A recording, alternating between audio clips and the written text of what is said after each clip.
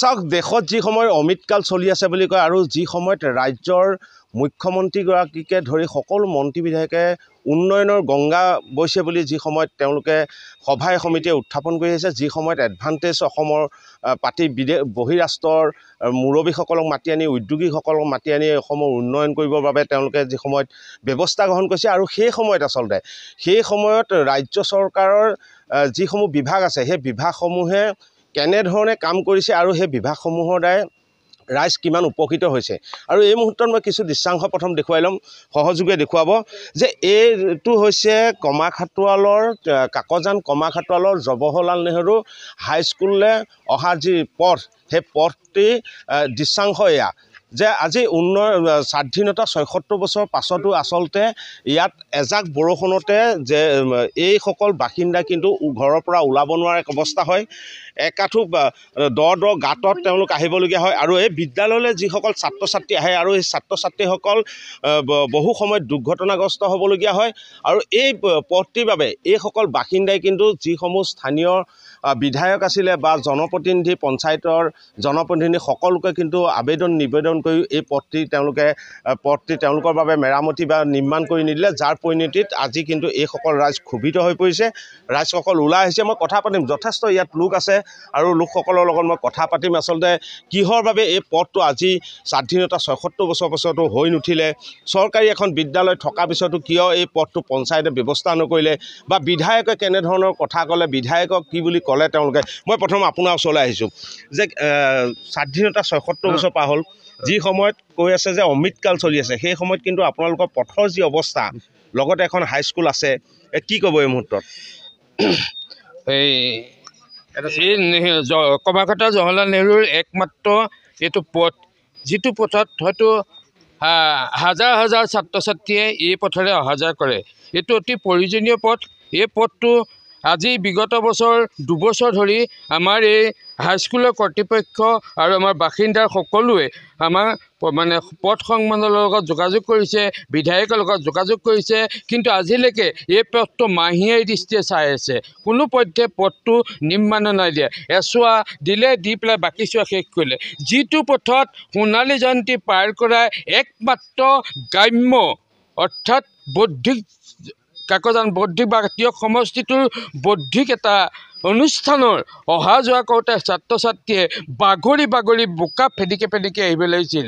ইমান প্ৰয়োজনীয় ৰাস্তাটো আজিলৈকে এই ৰাস্তাটো কোনো অনুদান নাই আৰু সকলোৱে একেটাই দৃষ্টি তেওঁলোকে জানি বুজি নকৰে। মই এটাই অনুৰোধ কৰোঁ, অতি সোনকালে প্ৰায় 2-3 মাহৰ ভিতৰত মৰিয়নি সমষ্টিৰ বিধায়িকা মহোদয়ক মই টানি অনুৰোধ কৰিছোঁ, এই পথটো অতি সোনকালে অনুদান দি পেলাই এই ছাত্ৰ ছাত্ৰীসকলৰ যিটো যাতায়াতৰ যিটো অসুবিধা হৈছে, এই অসুবিধাটো দূৰ কৰি এই বাসিন্দা অঞ্চলসকলৰ সকলোৱে পথটো সুগম কৰি পেলাই পথটো নিৰ্মাণ কৰিবৰ কাৰণে মই অনুৰোধ কৰিছোঁ। আপোনালোকে যাতে এইবেলিৰ পৰা হেতালি নেখেলিব। যিটো পথত হাজাৰ হাজাৰ ছাত্ৰ ছাত্ৰীয়ে অহা যোৱা কৰি বাগৰি মাটিত পৰি গৈছে, কিন্তু সেই পথটোত কিয় মাহীয়াই দৃষ্টিয়ে চাব লাগে? এই পথটো অতি সোনকালে নিৰ্মাণ কৰি অতি সোনকালে অনুদান দি 2 মাহৰ ভিতৰত এই পথটোৰ কাম আৰম্ভ কৰিবৰ কাৰণে মই কমাখাটোৱা হাইস্কুলৰ এগৰাকী প্ৰাক্তন ছাত্ৰ আৰু এই অঞ্চলৰ এজন সচেতন ব্যক্তি হিচাপে মই ৰাইজৰ হৈ আপোনালোকক কৰপতে নিবেদন কৰিছোঁ, 26ৰ ইলেকশ্যনত যদি আপোনালোকে কিবা হাঁহি মাৰিবলৈ দিছে, এই মৰিয়নি বিধায়িকা মহোদয় আপুনি অতি সোনকালে অনুদান দি পেলাই এই পথটো পকীকৰণৰ ব্যৱস্থা কৰিবলৈ মই অনুৰোধ কৰোঁ। ধন্যবাদ জনাইছোঁ। আৰু দেউতা আছে, কি ক'ব? আচলতে বৰ গুৰুত্বপূৰ্ণ এটা পথ আৰু গুৰুত্বপূৰ্ণ পথটোত আজিলৈকে কিন্তু পঞ্চায়তে হওক বা বিধায়ক পুঁজিয়ে হওক কোনো ধৰণৰ ব্যৱস্থা গ্ৰহণ নকৰিলে, কি ক'ব? ইয়াত বিশেষত্বটো ক'ত সোমাই আছে? আজি ইমান দিন আমাৰ এই ৰাস্তাটো কিয় উন্নয়ন হোৱা নাই? ইমান চৰকাৰ পাৰ হৈ গ'ল। ইমান চৰকাৰ পাৰ হৈ যোৱাটো আজি এনেকুৱা এটা গুৰুত্বপূৰ্ণ জেগা, যিখন জেগাত এই জৱাহৰলাল নেহৰু হাইস্কুল আছে আৰু এইটো আমাৰ পমুৱা ৰাস্তা, এই ৰাস্তাটোত নি অন্ততঃ 7-8 ঘৰ থকা মানুহৰ যোৱা জেগাত ৰাস্তা বনাইছে এই কুৰ্মী, এই বিধায়কজনে। এই বিধায়কজনে লোকৰ কথা শুনি শুনি ৰাস্তাই ঘূৰি ফুৰিব পাৰে। জৱাহৰলাল নেহৰু বুলিব এখন স্কুল আছে ইয়াত, এই স্কুললৈ তেওঁ আহিব নোৱাৰে নে খন্তেক? তেওঁ লোকৰ কথা শুনা কিয় বিধায়ক হৈছে? যদি এই দায়িত্ব তেওঁ ল'ব নোৱাৰে তেতিয়াহ'লে তেওঁ বিধায়ক পদ দূৰ কৰক। আমি 83 বছৰ এতিয়া চলি আছে, আমাক দিয়ক বিধায়ক পদ, আমাক দিয়ক মন্ত্ৰী পদ। আমি কৰিব পাৰোঁ নোৱাৰোঁ চোৱা, আমি কাৰ্যকাল কৰি আছোঁ। কিমান আমি দেশৰ নেতা হৈ আমি চাকৰি কৰি আহিলোঁ 8 বছৰ। আজিলৈকে এই ৰাস্তাটো নিজে বনাইছিলোঁ, এটা সময়ত বঙীয়া হৈ আছিলে। তাৰপিছত ককাহঁতৰ দিনত, দেউতাহঁতৰ দিনত আমাৰ এই ৰাস্তা জৱাহৰলাল নেহৰু বনালে।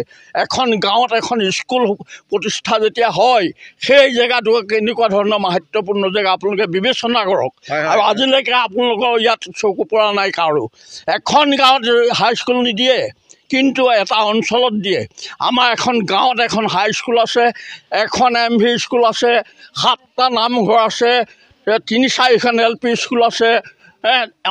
এনেকুৱা এখন উন্নত জেগাত আমাৰ এই সদস্যসকল কোনোবা সভাপতি, গাঁৱৰ সভাপতি হৈ পঞ্চায়তৰ পৰা উঠিছে তেল মাৰি মাৰি, আৰু মন্ত্ৰী বিধায়কক বাহিৰে বাহিৰে অন্য জেগাত নিছে। যিটো জেগাত সভাপতি হৈছে আঞ্চলিকৰ, এতিয়া অঞ্চলৰ পঞ্চায়তৰ হয়তো সভা থকা জেগাত মাত্ৰ 8 ঘৰ মানুহ।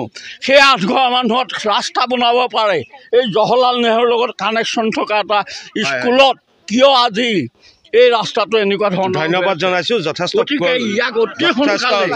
কুপিত হৈ পৰিছে। আৰু এই আছিলে এই কমাখাটুৱাল গাঁৱৰ যিসকল ৰাইজ, এই ৰাইজসকলে আচলতে যথেষ্ট ক্ষোভিত হৈ পৰিছে। আৰু এনেধৰণে তেওঁলোক ওলাই আহিবলৈ বাধ্য হৈছে। সংবাদ মাধ্যমৰ আগত তেওঁলোকক ক্ষোভ উজাইছে। সকলো আচলতে ওলাই আহিছে আৰু সকলোৱে এটাই দাবী যে সোনকালে পথটো, কি ক'ব আচলতে কেনেকুৱা ধৰণৰ সমস্যাৰ মুখামুখি হৈছে? ধন্যবাদ। এই দিয়ক আমি সংবাদ মাধ্যমলৈ আমি ধন্যবাদ জনাইছোঁ। আমি বৰ বিশেষ নকওঁ, কিন্তু এটাই কথাই ক'ব খুজিছোঁ, এইটো এটা জৱাহৰলাল নেহৰু হাইস্কুলৰ পথ। লগতে এইটো নৱমৰ চুঙৰ এটা 5খন গাঁৱৰ স্কুললৈ অহা এটা সংযোগী পথ। এই সংযোগী পথটো আপোনালোকে দেখিয়ে আছে। এই সংযোগী পথটো একেবাৰে জৰাজীৰ্ণ এটা অৱস্থা। আজি 15 বছৰ এই সংযোগী পথটো কোনো কাম হোৱা নাই। আৰু ইয়ালৈ আমাৰ বিধায়কজন আহিছিল স্কুললৈ, হাইস্কুল দিছে, তেতিয়া আমাক অৱগত কৰিছিলে আজি 1.5 বছৰ আগতে। তেখেতে আমাকে কৈ গৈছিলে যে এই ৰাস্তাটো অহা বছৰ সম্পূৰ্ণ আপোনালোকে বোকাত খোজকাঢ়িব। বিধায়ক কোন আছিলে? ৰূপজ্যোতি কুৰ্মী। গতিকে তেখেতে কৈ থৈ গৈছিলে যে এইটো আৰু হেৰি কৰিব। তেখেতে সেইদিনা চাৰ্কেল বিতৰণ আছিলে, মোৰ আগত স্পষ্ট কৰিছিলে যে এইটো আপোনালোকে পকা অহা বছৰ এই আৰু কিছুদিনৰ পিছত পকাত খোজকাঢ়িব পাৰিব। কিন্তু আজি 1.5 বছৰ পাৰ হৈ গ'ল, তথাপিও তেখেতৰ আজিলৈকে প্ৰদৰ্শন হোৱা নাই ইয়াত। আমি শুনিছোঁ ৰাস্তাটো কয় কিছুমানে যে ৰাস্তাটো হৈ আছে, কিন্তু ক'ত আজিলৈকে নহ'লেই। গতিকে এই ৰাস্তাটো আজি কি হৈছে, ল'ৰা ছোৱালীবিলাক স্কুললৈ আহোঁতে এআঁঠু পানীত আহে কেতিয়াবা, আৰু তেওঁলোকে এই ৰাস্তাটো পাৰ কৰিব নোৱাৰি নিজৰ সকলো বাহন ৰাস্তাত থৈ আহে। শিক্ষকসকলো আহি পেলাই তেখেতসকলো বাহন বাটত থৈ আহে। যেতিয়া বানপানী আহিলে স্কুল বন্ধ হৈ গুচি যায়। স্কুল চলিব পাৰে, যদি ৰাস্তাটো পকা হ'লহেঁতেন স্কুল চলি থাকিলহেঁতেন, কিন্তু সেই সময়ত স্কুল বন্ধ হৈ গুচি যায়, কাৰণ তেখেত ল'ৰা ছোৱালী বুলি ইয়ালৈ আহিব নোৱাৰে। ধন্যবাদ জনাইছোঁ। এইসকল আছিলে কমাখাটুৱাল গাঁৱৰ যিসকল ৰাইজ, যিসকল লোক আচলতে স্থানীয় লোক, আৰু সেইসকল লোকে ইতিমধ্যে জনাইছে 5-6খন গাঁৱৰ ইয়াত ছাত্ৰ ছাত্ৰী আহে, আৰু ছাত্ৰ ছাত্ৰীসকল বাৰিষা অহাৰ লগে লগেই যথেষ্ট তেওঁলোক দুৰ্ঘটনাগ্ৰস্ত হয়।